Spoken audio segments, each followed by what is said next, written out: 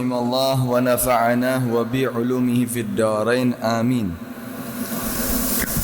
Wa auhallahu ila ba'di anbiya'ihi alaihimussalam qul li qaumik la yadkhulu madakhil a'da'i wa la yalbisu malabisa a'da'i wa la yarkabu marakiba a'da'i wala yut'imu mata'ima a'da'i fayakunu a'da'i kama hum a'da'i ila akhir ma qala radhiyallahu anhu wa arda.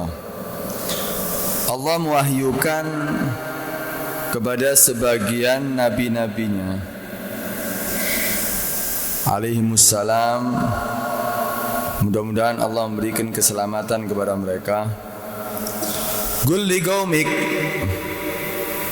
katakan wahai para anbiya kepada kaummu, la yadkhulu, janganlah mereka masuk, madakhila a'da'i, tempat-tempat musuh-musuhku, wala yalbisu malabisa a'da'i, janganlah mereka memakai pakaian-pakaian musuh-musuhku, wala yarkabu marakiba a'da'i, janganlah mereka menaiki daripada kendaraan-kendaraan musuh-musuhku, wala yut'imu mata'ima a'da'i, janganlah mereka juga makan daripada makanan, tempat makan-makan daripada musuh-musuhku. Fayakunu, kalau mereka melakukan semuanya itu, fayakunu, maka mereka semuanya akan menjadi a'da'i, musuh-musuhku, kamahum a'da'i, sebagaimana mereka adalah musuh-musuhku. Apa sih maksudnya ini? Artinya kita ini jangan niru daripada orang yang menjadi musuhnya Allah. Kita ini jangan ngikuti apa yang dilakukan oleh musuh-musuhnya Allah.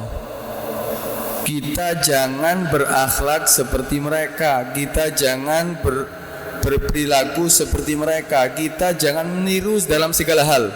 Bahkan pakaian mereka jangan ditiru, bahkan tempat-tempat yang mereka masuki jangan ditiru, bahkan kendaraan-kendaraannya, bahkan semua tempat-tempat makannya jangan ditiru. Artinya apa? Kamu itu sudah punya daripada panutan yang paling sempurna, panutan yang paling baik. Jangan niru yang lainnya, sudah. Jangan niru daripada orang-orang yang menjadi musuh Allah. Kalau kamu meniru mereka, mereka adalah musuhku, maka kamu juga akan menjadi musuhku, kata Allah Subhanahu wa taala. Sebagaimana mereka adalah musuhku, kamu juga akan menjadi musuhku, kata Allah Subhanahu wa taala. Hadirin rahmati Allah Subhanahu wa taala, perlu diketahui dan perlu ditegaskan bahwa musuh Allah itu ada, musuh kaum muslimin itu ada, dan itu sesuai daripada nas Al-Quran, sudah ada di dalam Al-Quran. Dan Al-Quran ini adalah hukum sepanjang zaman, tidak akan berubah, tidak akan bisa dirubah dengan keadaan. Dan Allah sudah menegaskan bahwa musuh Allah dan musuh kaum muslim itu ada. Karena itu jangan dianggap tidak ada. Allah Subhanahu wa taala mengatakan dalam Al-Qur'an apa? Wa a'iddu lahum mastata'tum min quwwatin wa min ribatil khaili turhibuna aduwallah wa aduwakum. Allah mengatakan, persiapkanlah wahai kaum muslimin untuk mereka, mastata'tum, semampu kamu, sekuat tenaga kamu, min quwwatin, daripada kekuatan. Persiapkan wahai kaum muslimin daripada kekuatan, persenjataan. Kalau perlu sekarang alat-alat perang, persiapkan untuk mereka. Untuk apa? aturhibuna aduwallahi wa aduwakum, untuk memberikan rasa khawatir, takut kepada musuh-musuh Allah dan musuh-musuh kamu. Berarti Allah mengatakan apa? Ada musuh Allah, ada musuh-musuh daripada kaum muslimin ini. Karena itu jangan dikatakan tidak ada musuh Allah. Ada, tidak ada musuh kaum muslimin. Ada, nas Al-Quran kok. Dan itu keliru sekali. Kalau seandainya dikatakan gak ada musuh daripada kaum muslimin, gak ada musuh Allah, semuanya sama, keliru. Al-Quran sudah mencantumkan di dalam Al-Quran bahwa apa? Ada musuh Allah dan ada musuh daripada kaum muslimin. Kemudian siapa musuh Allah? Siapa musuh kaum muslimin? Musuh Allah subhanahu wa ta'ala yang paling utama banyak ya, di antaranya yang paling utama adalah apa? Syaitan. Setan itu adalah musuh Allah dan musuh kita. Kenapa? Karena setan itu tidak pernah menganggap kita ini sebagai teman, bukan. Tujuannya setan itu menjadikan kita sebagai teman hanya saja untuk supaya menjadi teman kita nanti, menjadi teman dia nanti apa? Ketika di neraka. Teman itu selalu membantu, tapi sengaja setan itu dia berteman dengan kita untuk menjerumuskan kita. Karena itu setan itu adalah musuh kita.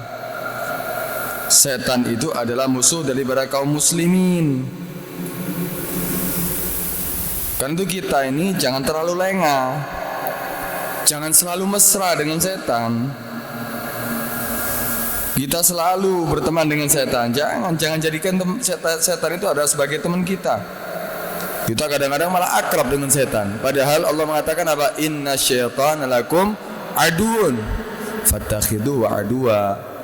Sungguhnya setan itu adalah musuh bagi kamu, maka jadikan setan itu benar-benar musuh. Musuh kita itu setan. Tapi kita kadang-kadang akrab sama setan. Kadang-kadang kita merasa apa? Selalu berteman dengan setan. Dengan cara apa kita berteman? Dengan cara apa kita akrab? Kita selalu mengikuti daripada ajakan setan. Padahal ya, kita dilarang untuk mengikuti setan. Kita selalu berakhlak sebagaimana akhlak daripada syaitan. Padahal Allah mengatakan apa? Wa man ya'shu an dzikrir rahmani nuqayyid lahu syaitanan fahuwa lahu qarin. Kita ini kadang-kadang jadi temannya setan sudah. Kenapa? Karena kita selalu mengikuti ajakan daripada setan. Itu Allah mengatakan apa? Wa man ya'shu, barang siapa yang a'rada, berpaling, an dzikrir rahman, daripada mengingat Allah subhanahu wa ta'ala. Kita lupa baca Al-Quran, kita lupa untuk sholat berjamaah, kita lupa berzikir kepada Allah subhanahu wa ta'ala. Kita selalu mengikuti ajakan setan. Kita lebih senang menyanyi daripada mengaji. Kita lebih senang dari apa? Joget daripada kita apa? Sholat. Kita lebih senang lupa kepada Allah daripada ingat kepada Allah subhanahu wa ta'ala. Ketika kita lupa, semangat kita. Tapi ketika kita ingat kepada Allah, malas kita. Karena itu, barang siapa yang berpaling daripada mengingat Tuhannya Allah subhanahu wa ta'ala, mengingat Allah, nugayyid lahu syaitanan, maka akan kami jadikan kepada dia apa? Syaitanan, teman bagi dia apa? Fahuwa lahu qarin. Dia akan dibarengi dan dijadikan temannya apa? Syaitan. Karena itu hati-hati, jangan jauh-jauh daripada berzikir kepada Allah subhanahu wa ta'ala. Dan bahkan sebagian mereka itu digolongkan memang sebagai setan ya, sebagai teman akrab daripada setan, sebagai golongan daripada setan, digolongkan daripada setan. Kenapa? Karena selalu berpaling kepada Allah. Dan mereka orang-orang yang selalu mengikuti ajakan setan, mereka adalah orang-orang yang merugi. Rugi dunia, rugi akhirat. Bukan hanya rugi di dunia, rugi akhirat. Kan itu apa?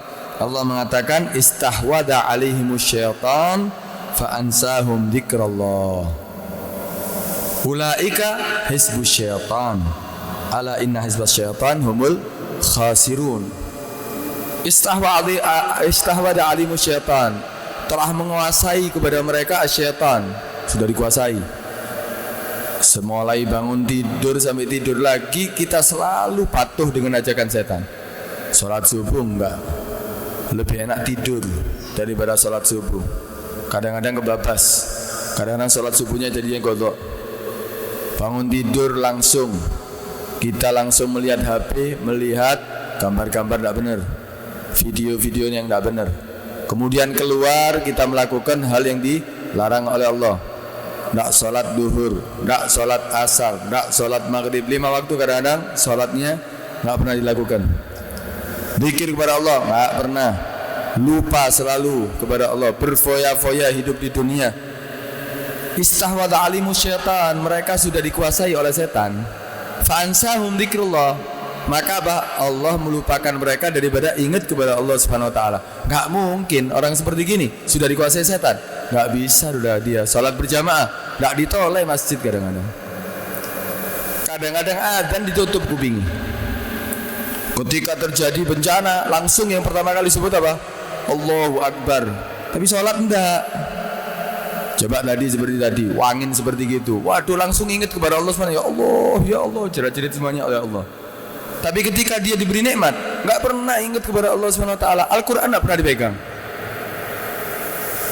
Kemudian salat berjamaah enggak, baca Al-Qur'an enggak, berzikir enggak. Tapi ketika ada musibah, ketika ada bencana, langsung ingat kepada Allah. Ya alhamdulillah masih ingat kepada Allah. Tapi harusnya ketika kita dapat nikmat ya ingat kepada Allah. Jangan lupa kepada Allah, berarti kita telah dikuasai oleh setan.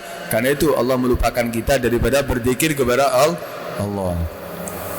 Mereka ini orang yang selalu lupa kepada Allah, lupa dengan ingat kepada Allah, sudah dikuasai setan. Ulaika hizbus syaitan, mereka adalah hizib, golongan daripada apa? Setan. Ala inna hizbas syaitan humul khasirun. Ketahuilah bahwa kelompok golongan daripada setan itu adalah orang-orang yang merugi. Rugi di dunia, rugi di akhirat. Ya, rugi di dunia mereka ya mungkin enggak punya duit, tidak, rezekinya seret. Kemudian rugi di akhirat, masuk neraka Allah Subhanahu wa taala. Na'udzubillah min dzalik. Karena itu ya jangan kita sampai mau untuk apa? Dikuasai oleh setan. Itu kita harus apa? Berhati-hati. Berhati-hati karena apa? Karena setan itu sudah bersumpah untuk mengajak kita umat manusia ini menjadi temannya di neraka. Karena setan, iblis semuanya tadi itu dilaknat oleh Allah Subhanahu wa taala, anak cucunya sampai hari kiamat. Kenapa? Karena Nabi Adam juga, karena diperintahkan sujud kepada Nabi Adam enggak mau, akhirnya apa? Dilaknat oleh Allah Subhanahu wa taala. Aba wastakbar, enggak mau, sombong lagi. Akhirnya apa? Dilaknat. Karena itu dendamnya sama manusia, apalagi kaum muslimin. Karena itu setan sudah pernah bersumpah untuk apa? Menjerumuskan daripada kaum muslimin manusia menjadi teman dia untuk apa? Masuk neraka Allah Subhanahu wa ta'ala. Karena dikatakan innama yad'u hizbahu liyakunu min ashabis sa'ir. Dikatakan apa? Hanya saja yad'u hizbahu, dia mengajak golongannya tadi itu, kelompoknya tadi itu, untuk apa? Bergabung dengan setan. Untuk apa? Liyakunu min ashabis sa'ir, supaya menjadi teman dia di neraka sa'ir. Akan menjadi teman daripada setan masuk neraka Allah Subhanahu wa ta'ala. Karena itu setan jadikan musuh kita yang sesungguhnya. Kemudian setan itu juga memang menciptakan atau mengajak, mempersiapkan junud, teman-teman ya, atau ya kelompok-kelompok, kalau bisa tentara-tentara. Siapa mereka? Yaitu orang-orang yang berpihak kepada setan. itu akan menjadi apa? Tentaranya setan. Terus gimana kita cara menghadapi setan ini? Ya cara kita menghadapi setan satu caranya, berpihaklah kepada Allah Subhanahu wa taala. Kapan kita berpihak kepada Allah Subhanahu wa taala? Maka Allah akan menjaga kita daripada setan. Maka kita akan dijadikan orang yang beruntung. Maka kita akan dijadikan orang yang menang daripada setan. Ala inna hizballah humul muflihun. Ketahuilah bahwa apa? Golongan yang berpihak kepada Allah Subhanahu wa taala, mereka adalah orang-orang yang beruntung. Mereka adalah orang-orang yang sukses. Mereka adalah orang-orang yang pasti akan ditolong oleh Allah Subhanahu wa taala. Kadang-kadang kita mengatakan orang yang berkuasa kadang-kadang sekarang padahal tidak berpihak kepada Allah Subhanahu wa taala. Tapi mereka kok menang. Mereka kok kuat. Mereka berkuasa. Belum, nanti ada saatnya. Karena apa? Yang dianggap menang, yang dianggap sukses, yaitu orang yang dipilih dan diridhoi oleh Allah Subhanahu wa taala. Orang yang selalu berpihak kepada Allah sampai mendapatkan ridho dan dipilih oleh Allah Subhanahu wa taala, mereka adalah orang-orang apa? Orang-orang yang menang dan sukses. Bukan setan, bukan yang berpihak dengan setan. Karena itu jangan kaget. Kadang-kadang orang-orang yang berkuasa adalah orang-orang yang menjadi musuh Allah. Jangan kaget. Setiap apa? Setiap saatnya memang seperti itu. Tapi tentunya mereka nggak akan selamanya, nggak akan lama. Contoh aja gambarannya. Sayyidina Hasan diracun. Sayyidina Hasan cucu Nabi diracun, meninggal. Sayyidina Husain dipenggal kepalanya, dibunuh. Tapi apakah mereka yang berkuasa saat itu akan dikenang? Enggak. Siapa yang dikenang? Sayyidina Hasan sampai sekarang, Sayyidina Husain sampai sekarang dikenang, dicintai dan selalu dibaca sejarahnya. Tapi mereka sama sekali mereka tidak disebut. Kalaupun disebut, mereka disebut sebagai orang yang jahat. Mereka disebut sebagai ada musuh Allah Subhanahu wa taala. Justru ini orang yang menang. Walaupun terbunuh, tapi tetap dia menjadi orang yang mendapatkan ridha Allah Subhanahu wa taala, menjadi orang yang menang dan dikenang. Banyak di antara contoh-contoh yang lain seperti ya, yang kita ketahui daripada apa? Sejarahnya daripada apa?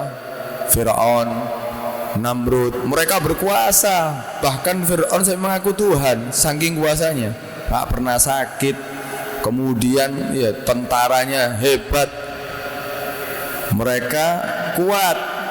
Mereka adidaya. Namrud juga sama.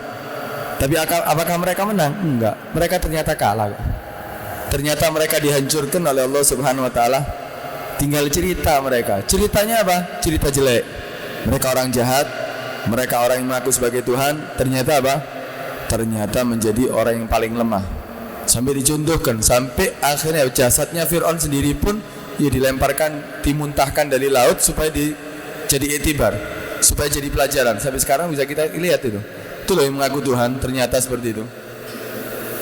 Karena itu orang yang tidak berpihak kepada Allah pasti akan kalah, pasti akan menjadi sengsara dunia sampai akhirat. Tapi sebaliknya, bagi orang yang selalu berpihak kepada Allah Subhanahu wa taala, tentunya dia akan menjadi orang yang sukses dan dialah pemenangnya. Yang menang itu adalah yang berpihak kepada Allah Subhanahu wa taala, karena Allah mengatakan apa? In tansurullah yansurkum.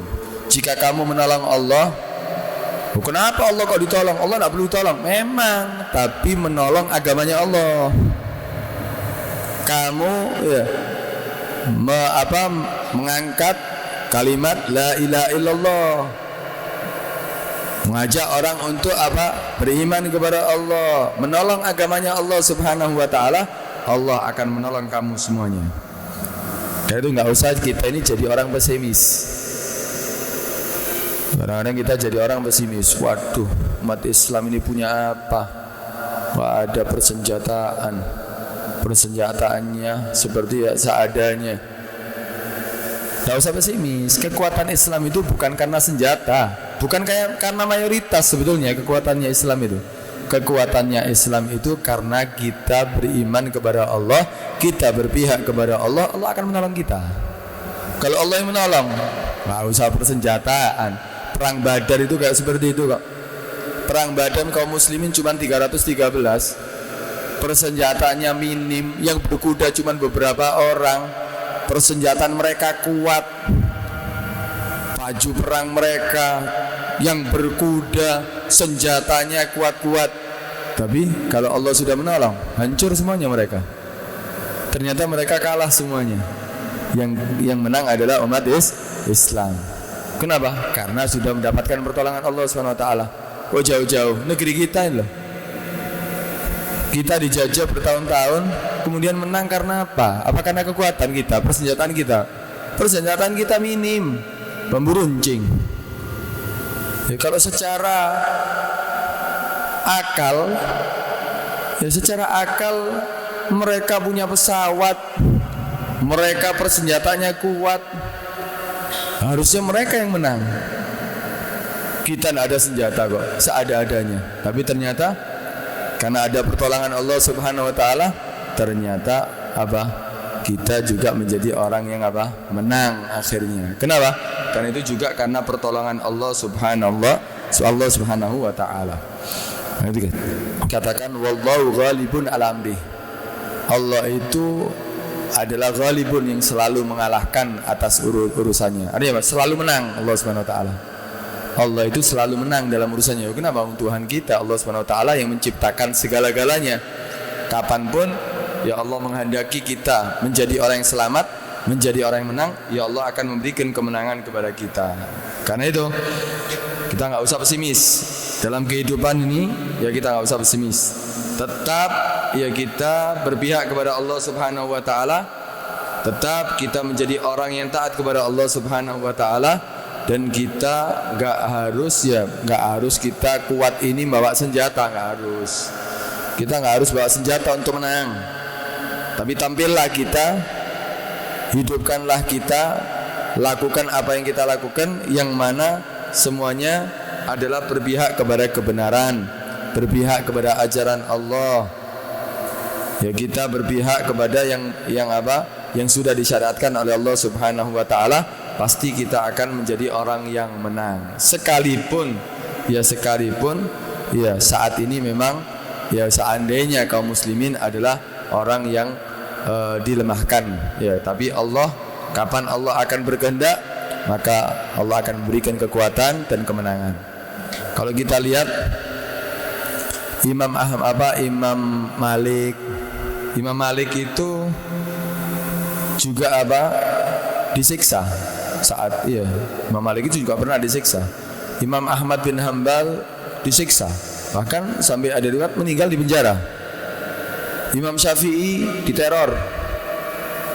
Banyak di antara orang-orang yang kita kenal sekarang, ilmunya sampai sekarang kita bisa pelajari, mereka orang dulu-dulunya mereka juga mendapatkan daripada teror, mendapatkan siksaan, semuanya ada. Di antara imam-imam yang dahulu juga mereka mendapatkan itu semuanya. Kenapa kok mereka mendapatkan teror, fitnah atau fitnah seperti itu? Karena saat itu pemerintahannya berfaham sesat. Ya fahamnya saat itu faham yang sesat. Tapi sekarang mana mereka semuanya? Yang menyiksa Imam Ahmad bin Hanbal, yang menyiksa Imam Malik, yang menyiksa, yang menteror Imam Syafi'i, kemana mereka semuanya? Enggak ada semuanya mereka semua. Tapi sekarang kalau kita lihat, malah ilmu daripada para imam ini yang kita bisa belajar sampai sekarang. Imam empat madhab ini, Imam Malik, Imam Abu Hanifah, Imam Syafi'i, Imam Ahmad bin Hanbal, semuanya sampai sekarang dikenang dan ilmunya sampai sekarang dan ila yaumil qiyamah mungkin akan selalu ada. Ya justru mereka ini yang menang sebetulnya, bukan orang-orang yang dolim itu yang menang. Tapi semuanya lenap, tapi Justru yang mereka anggap kalah adalah pemenangnya. Karena apa? Allah yang menghendaki untuk apa? Mereka menjadi orang yang menang. Karena itu jangan beranggap akan apa menang dengan kebatilan, nggak mungkin sudah. Kebatilan itu akan lenyap, akan hancur.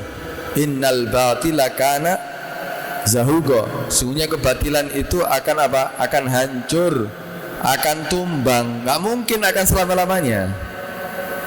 Semua kebatilan akan hancur. Tinggal apa? Masanya aja. Karena itu kita ini jangan sampai menjadi orang yang dikenang sebagai orang yang jelek. Jangan. Kita ini akan menjadi sejarah setelah kita loh. Kita semuanya ini akan dikenang oleh orang-orang setelah kita. Karena itu jadilah kita sebagai orang yang dikenal dengan dikenang orang yang baik, orang yang membantu, bukan orang yang jahat, bukan orang yang dolim, bukan orang yang melakukan kebatilan. Kemenangan itu ada pasti di pihak Allah Subhanahu wa taala, karena Allah mengatakan al-haqqu min rabbik. Ya, kebenaran yang sesungguhnya, kemenangan yang sesungguhnya adalah dari Tuhan kamu Allah Subhanahu wa taala. Kemudian di sini dikatakan kalau kita sudah tahu musuh kita sebetulnya yang paling nyata setan ya. Tapi sebetulnya masih banyak musuh kita. Di antaranya musuh kita yang paling bahaya juga yaitu nafsu kita. Nafsu yang ada dalam diri kita.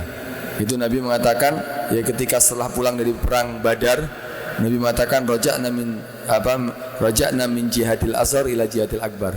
Kita pulang dari jihad yang kecil menuju jihad yang besar. Kaget para sahabat. Tidak ada pernah peperangan yang mereka lakukan sedahsyat daripada perang Badar. Tapi Nabi mengatakan ini jihad kecil, masih kita menuju jihad besar. Wa ma jihadul akbar ya Rasulullah. Apa jihad yang besar ya Rasulullah? Jihadun nafs, kata Nabi, yaitu jihad hawa nafsu. Itu juga musuh kita. Tapi nafsu ini bukan dimatikan, tapi dikendalikan. Nafsu ini bukan dimatikan, tapi dikendalikan. Kenapa? Kita butuh nafsu. Kita ini butuh nafsu. Nafsu untuk marah kita butuh. Ya bukan kita ya ketika menjadi manusia tidak pernah marah. Ya harus marah. Kadang marah itu dibutuhkan. Seperti seandainya ketika istri kita diganggu sama orang, istri kita dibawa sama orang, nggak apa-apa, sabar, ngono. Ya enggak, kita harus marah. Kita juga perlu marah. Nabi juga marah kok. Nabi kalau diganggu agamanya marah Nabi. Berarti kita butuh marah. Nafsu untuk marah harus ada. Makan kita juga butuh nafsu ya. Kita mau makan kalau nafsu tidak enak. Kalau makan tidak nafsu tidak enak. Itu butuh nafsu. Karena itu nafsu ini bukan dimatikan tapi dikendalikan. Kita juga butuh nafsu. Untuk apa? Untuk kita menikah. Itu juga butuh nafsu. Tapi apa? Dikendalikan. Bukan kita matikan tapi dikendalikan. Dikendalikan artinya apa? Nafsu ini diajak untuk melakukan yang baik. Nafsu marah sesuai dengan tempatnya. Nafsu makan, jangan makan milik orang lain. Jangan nipu. Jangan hasil mencuri. Makan dari yang halal. Kemudian ketika nafsu kepada perempuan, ya dikendalikan dengan cara apa? Menikah. Jangan nafsu terhadap istri orang. Jangan nafsu terhadap perempuan-perempuan yang bukan menjadi istri kita. Kita kendalikan. Itu kita butuh nafsu. Nafsu musuh kita, tapi bukan dimatikan tapi dikendalikan. Juga ada musuh sebetulnya, yaitu orang-orang kafir. Orang-orang kafir tapi harbi. Orang kafir yang memang memerangi agama Islam, memang memusuhi umat Islam. Itu musuh bagi kita. Jadi dalam hukum syariat itu orang kafir dibagi menjadi beberapa bagian. Ada namanya kafir harbi. Ini kafir harbi, musuh, kita harus anggap musuh karena dia memusuhi kita. Mereka membenci kita, karena itu kita anggap sebagai musuh. Kemudian ada kafir itu, kafir namanya kafir dhimmi. Kafir dhimmi itu yang ikut di daerah Islam, ya, kemudian membayar setiap tahunnya pajak. Itu kafir dhimmi. Ada kafir namanya mu'amman. Kafir mu'amman itu seandainya ada orang Islam yang baligh, agil, berakal di daerah Islam, seandainya ada dia punya teman dari orang kafir yang datang ke tempat dia, Dan dia mengatakan ini adalah teman aku, dia aman bersama aku. Akan aman, tidak boleh ada yang mengganggu. Ada kafir mu'ahad. Kafir mu'ahad itu kafir yang mana ada perjanjian. Seandainya tukar menukar daripada apa? Oh, ada mereka yang pintar di antara dokter-dokter mereka ingin mengajari umat Islam. Itu mu'ahad, ada perjanjian masuk negara Islam dalam beberapa waktu kemudian kembali lagi. Ini harus diamankan. Dan Allah, Nabi Muhammad melarang kita mengganggu daripada tiga ini: dhimmi, mu'ahad, mu'amman. Nah, kan itu ada bagiannya. Tapi kalau kafir harbi ini musuh. Kenapa? Karena dia memusuhi daripada umat Islam. Kemudian di sini dikatakan kita tahu sudah musuh-musuh kita. Allah mengatakan apa? Wa auhallahu ila ba'di anbiya'i.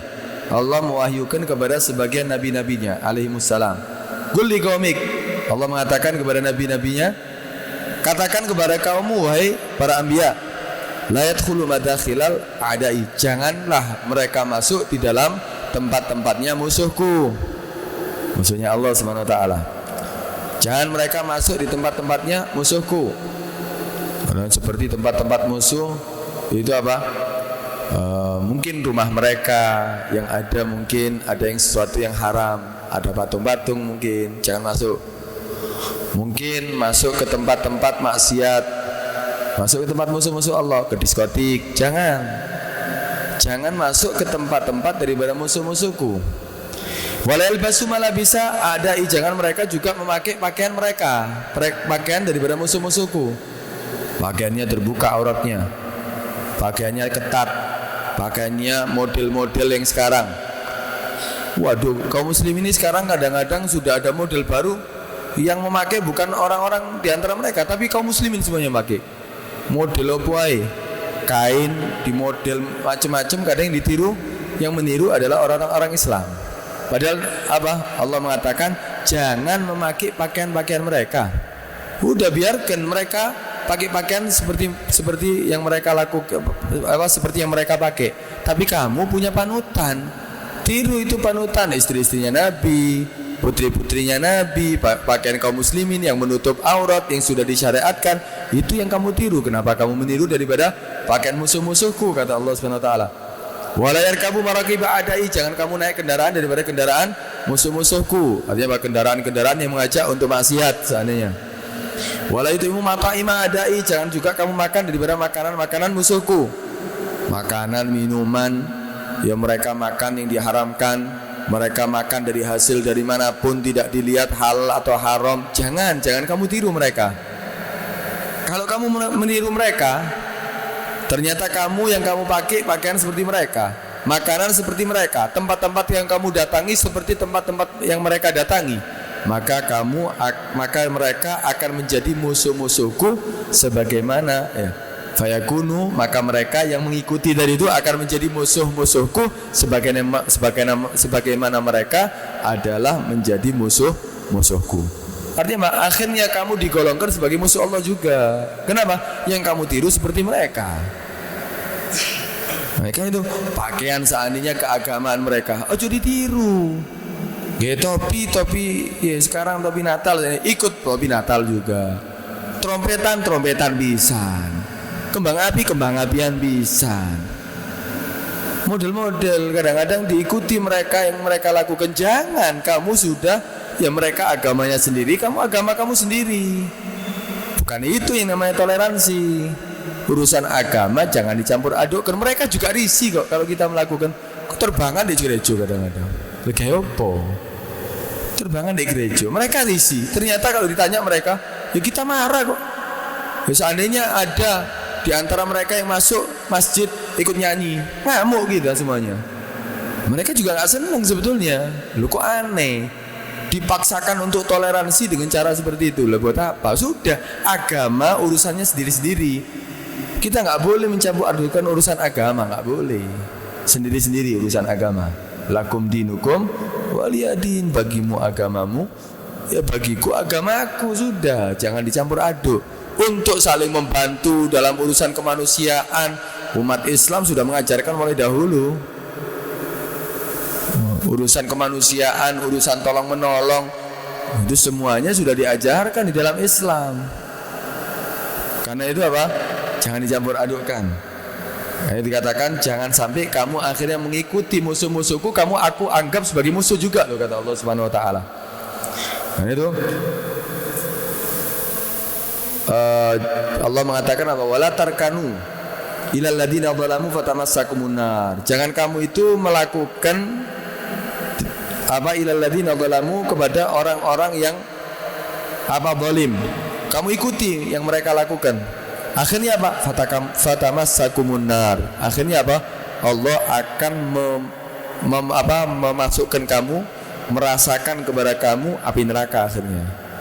Karena kamu ikut bersama mereka, ikut seperti yang mereka lakukan, akhirnya apa? Kamu akan juga dirasakan api neraka sebagaimana dirasakan api neraka terhadap mereka.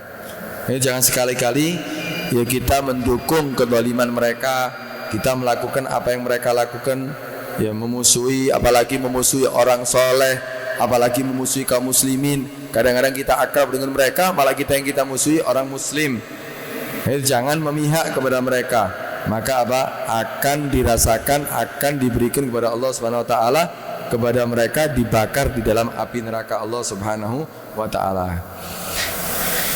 Jadi kita kalau ingin menghadapi ya daripada musuh, kita harus tegas. Tegas itu gini, dalam dua hal. Kamu ya kita boleh menghadapi mereka ya musuh-musuh Allah Subhanahu wa taala. Kita ini boleh menyelamatkan diri, menjauh daripada mereka, boleh. Wah, kita nggak kuat, kita menghindar daripada mereka, kita menjauh daripada mereka. Ya sudah, nggak usah dihadapi, nggak apa-apa. Tapi kalau kita siap menghadapi mereka, kita siap untuk menghadapi mereka dengan segala risiko, ya sudah, hadapi dengan mereka dengan catatan. Ini kadang-kadang kaum muslimin cara untuk menghadapi mereka juga keliru. Dengan catatan apa? Tidak berimbas kepada orang lain. Seperti apa? Ketika kita melakukan anggap kita ya memusuhi orang kafir, kita melawan mereka, tapi kita salah langkah. Sehingga apa? Yang tidak berdaya pun kaum muslimin pun akhirnya apa? Ikut menjadi korban. Seandainya bom bunuh diri, padahal di situ ada kaum muslimin, nggak boleh. Itu salah langkah namanya. Kalau kamu siap untuk musuh mereka, ya nggak apa-apa, hadapi mereka. Ya, tapi jangan sampai ada orang-orang yang tidak berdaya, ada orang-orang yang muslim ikut menjadi korban. Itu harus kita harus kita pikirkan juga, harus kita lakukan juga. Jangan sampai salah langkah di dalam berdakwah kepada Allah Subhanahu wa taala. Atau kadang-kadang gini, kalau kita salah langkah akhirnya apa? Ada yang jadi korban yang tidak berdaya. Bahkan orang muslim mungkin jadi korban. Itu tidak dibenarkan. Atau gara-gara orang yang salah langkah dalam berdakwah tadi itu, dalam memerangi musuh Allah Subhanahu wa taala, gara-gara orang-orang yang seperti ini akhirnya apa? Kaum muslimin dicap sebagai orang-orang yang radikal. Padahal sing radikal piro? Yang salah langkah ini cuma beberapa orang. Tapi gara-gara salah langkah ini akhirnya apa? Dicap semuanya. Kaum muslimin adalah radikal, teroris ya. Padahal yang melakukan cuma beberapa orang. Itu memang mereka memang sengaja. Coba kita lihat siapa yang paling pantas untuk dikatakan radikal teroris. Ya orang Israel. Orang muslimin dibunuh, dibantai, bukan hanya lelakinya saja, anak-anak kecil, perempuan-perempuan, semuanya dibantai. Mereka yang pantas dikatakan radikal itu. Mereka yang pantas dikatakan teroris, bukan umat Islam. Umat Islam yang melakukan itu hanya beberapa kok. Coba kita lihat, yang pantas untuk dikatakan radikal atau teroris apa? Ya orang-orang Amerika itu yang membunuh orang-orang Islam itu.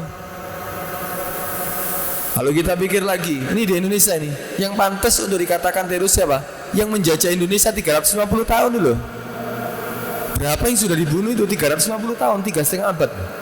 Anak, cucu, cicit, cocot gitu ya. semuanya sudah ada di mendolimi orang-orang Indonesia. Mereka yang sebetulnya pantas dikatakan apa? Sebagai teroris, bukan umat Islam ya. Padahal apa yang melakukan umat Islam mungkin dalam salah langkah tadi itu cuma sedikit, cuma hanya salah bersikap, tapi digambarkan umat Islam adalah sebagai teroris. Coba kita pikirkan sama-sama. Kita ini dijajah berkali-kali, ya dijajah oleh beberapa negara, mulai ya dijajah oleh Portugis, Portugal, ya, kemudian apa? Jepang, kemudian dijajah Belanda, Inggris, ya. Oh, banyak menjajah Indonesia ini. Apakah mereka ini orang Islam? Apakah mereka ini muslimin yang menjajah? Tidak ada. Mereka semuanya yang menjajah bukan orang-orang Islam. Nggak ada. Apa mereka dikenal sebagai teroris? Enggak juga. Tidak ada di antara mereka yang beragama Islam dari negara-negara Islam. Bahkan sekarang sudah jelas ya mereka ini yang sebetulnya dianggap teroris, tapi mereka tidak dikatakan sebagai teroris. Padahal tidak ada orang Islam satupun di antara mereka yang menjajah. Tapi sekarang sudah mulai apa? Kita ini di Indonesia ini diadu domba. Sudah mulai ada adu domba. Yaitu apa? Dibencikan kepada orang Arab. Sudah mulai ada ini. Bahkan bukan hanya kepada orang Arab, kepada para habaib juga. Aneh sebetulnya. Coba kita dengarkan baik-baik. Belanda itu datang ke Indonesia untuk menjajah. Inggris datang ke Indonesia untuk menjajah. Jepang datang ke Indonesia untuk menjajah. Portugis, Portugal datang ke Indonesia untuk menjajah. Mereka datang semuanya untuk apa? Tujuannya untuk menjajah. Tapi kalau kita lihat orang Arab datang ke Indonesia, apakah untuk menjajah? Apakah mereka datang ke sini untuk menjajah umat orang-orang Indonesia? Mereka datang ke sini tidak menjajah. Mereka datang ke sini berdagang. Bahkan mereka juga bukan hanya berdagang tujuannya berdakwah, sampai menjadikan umat orang-orang Indonesia jadi orang-orang Islam. Sampai mereka di antara mereka ya bisa mencetak para ulama, mencetak orang-orang yang alim di negeri ini. Mereka yang bahkan memperjuangkan di negeri ini daripada penjajahan. Tidak pernah kok orang Arab ya untuk menjajah tujuannya ke Indonesia. Coba kita juga pikir sekarang. Pernah enggak ya setiap orang yang menjajah di sini, biasanya menjajah di Indonesia, mereka menjajah kemudian mengambil hartanya, harta yang ada di Indonesia, atau hasil daripada yang ada di Indonesia dibawa ke negara mereka. Anggap orang Arab datang ke sini untuk berdagang, bekerja. Apakah dibawa ke negeri Arab? Enggak. Bahkan harta mereka, aset-aset yang di sana dijual sama mereka, ditanam untuk dijadikan harta di Indonesia. Enggak ada. Tapi sekarang sudah mulai. Memang musuh-musuh Allah, musuh-musuh Islam, musuh-musuh Allah SWT berusaha bagaimana orang-orang ini dibencikan dengan Arab. Padahal kalau kita pikir tidak ada. Mereka datang tidak menjajah. Mereka datang ya bukan untuk mengambil harta dibawa ke negaranya, tapi mereka datang berdakwah untuk mengajak kaum muslimin, untuk mengajak orang-orang yang tidak menganut ajaran Islam, diajak untuk masuk Islam. Diajak mereka sampai diajari mereka sampai bisa menjadi ulama-ulama yang besar, ya, sampai mereka menjadi orang-orang yang muslimin yang terbesar di seluruh dunia. Nah, padahal tujuan mereka tidak ada sama sekali untuk menjajah. Karena itu ya jangan mau kita diadu domba. Ini mulai sekarang mulai ada yang berniat untuk mengadu domba. Ya, tapi sekarang ya dibentur-benturkan kadang-kadang dengan dengan dianggap kita adalah orang-orang Arab datang ke sini untuk apa? Untuk menjajah, padahal tidak ada sama sekali. Karena itu ya jangan sampai kita mau ketipu terhadap orang-orang. Kadang-kadang memang orang-orang musuh-musuh Islam ini ya untuk menampilkan hal-hal yang seperti itu dengan tangan-tangan orang Indonesia, dengan lisan-lisannya orang Indonesia juga. Ya padahal kalau diajak berpikir seperti tadi, mana mulai dulu adakah di antara mereka menjajah? Yang menjajah semuanya orang-orang bukan orang Muslim. Kemudian orang-orang Arab pun datang ke sini bukan untuk menjajah, berdakwah, kemudian tinggal di Indonesia, tidak pulang malah mereka membantu sampai menjadi umat Islam yang terbesar. Jadi semuanya apa? Semuanya memang sengaja, karena kemenangannya umat Islam juga dibantu oleh mereka. Mereka sebetulnya ya marah, ya berusaha dibencikan orang-orang Arab ini terhadap orang-orang Indonesia. Karena itu ya nggak usah kita mau ketipu. Kita adalah Muslim, ya kita dipersaudarakan atas kalimat la ilaha illallah. Jangan mau diadu domba dengan siapapun. Pokok umat Islam tidak harus orang Arab, orang manapun kalau Islam saudara. Gitu loh. Jangan sampai kita mau dibentur-benturkan. Orang Islam dengan orang Islam yang lainnya adalah saudara. Karena itu kita jangan mau dibentur-benturkan. Dan tadi dikatakan jangan sampai kita melakukan apa yang dilakukan oleh musuh kita, maka kita dianggap adalah sebagai musuh Allah Subhanahu wa taala. Karena itu ya, kadang-kadang kita lihat memang apa yang mereka lakukan orang-orang yang zalim, orang-orang yang musuh Allah Subhanahu wa taala ini, mereka kuat sekarang. Jangan kita berkecil hati. Semuanya akan ada waktunya. Karena memang Allah mengatakan apa? Innallaha yumlil zalim ya idza akhadahu lam yuflidhu. Ya kalau apa hatta idza akhadahu lam yuflidhu. Memang Allah sengaja orang zalim ini dilulu. Wah, dikasih seperti kuat, dia lupa diri sampai sudah datang saatnya tidak akan disisakan oleh Allah Subhanahu wa taala. Habis-habisan Allah Subhanahu wa taala.